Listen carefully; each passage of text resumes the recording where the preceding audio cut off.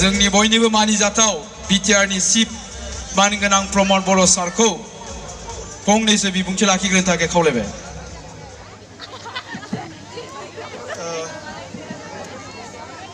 আজি এই শুভ মুহূৰ্তত আমাৰ মাজত উপস্থিত আমাৰ অসমৰ সুসন্তান শিল্পী জুবিন গাৰ্গ ডাঙৰীয়া, আমাৰ ইয়াত উপস্থিত আমাৰ বড়োসকলৰ সকলোৰে শ্ৰদ্ধাৰ শিল্পী বাইদেউ সুলেখা বসুমতাৰী, ইয়াত উপস্থিত আমাৰ প্ৰাক্তন সাংসদ জ্যেষ্ঠ সন্মানীয় ইউজি ব্ৰহ্ম ডাঙৰীয়া, আমাৰ ইএম অৰূপ দে ডাঙৰীয়া, ইএম আৰু আমাৰ সাংস্কৃতিক বিভাগৰ দায়িত্বত থকা দাওবাইচা বড়ো ডাঙৰীয়া আৰু উপস্থিত আমাৰ সতীৰ্থসকল, শ্ৰদ্ধা ৰাইজ, তিনিদিনীয়া কাৰ্যসূচীৰে এই ৰাগাম বড়োলেণ্ড সাংস্কৃতিক যিটো কাৰ্যসূচী, আজি অন্তিম এটা কাৰ্যসূচীত আমি আহিছোঁ।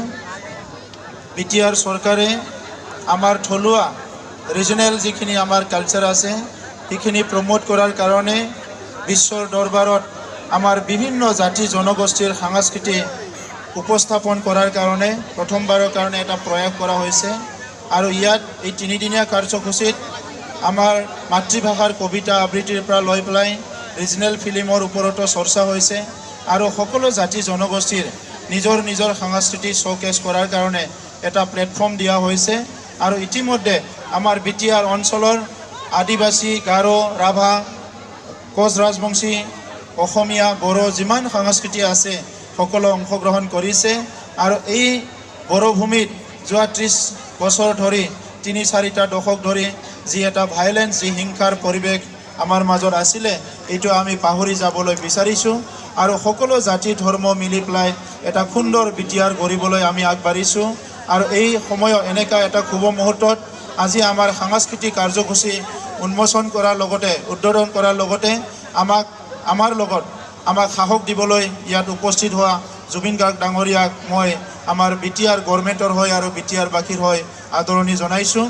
আৰু আমি আশা কৰিছোঁ যে এই শুভ আৰম্ভণি যিটো হ'ল, ইয়াৰ পৰাই অনাগত দিনত বড়োলেণ্ডত আমি সকলো জাতি ধৰ্ম মিলি একেলগে শান্তিত থাকিব পাৰিম। হিংসা চিৰদিন বড়োলেণ্ডৰ পৰা বিদায় ল'ব আৰু সকলোৱে আমি মিলি এটা সুন্দৰ সমাজ গঢ়িব পাৰিম। মই বেছি ক'ব নিবিচাৰোঁ। আমাৰ সংস্কৃতিটো জীয়াই ৰখাৰ কাৰণে আমি চবে কাম কৰিব লাগিব আৰু এটা জনগোষ্ঠী আনটো জনগোষ্ঠীৰ ভাষা সংস্কৃতিৰ প্ৰতি সদায় সন্মান জনাব লাগিব। আৰু এইখিনি পৰিৱেশ বিটিআৰ চৰকাৰে গঢ়িবৰ কাৰণে সদায় সাজু আছোঁ। এইখিনিতে মই এইখিনি বক্তব্য ৰাখি মোৰ বক্তব্য সামৰিছোঁ আৰু আমাৰ যিখিনি কাৰ্যসূচী আছে সেইটো চলাই নিবলৈ মই আহ্বান কৰিছোঁ। ধন্যবাদ।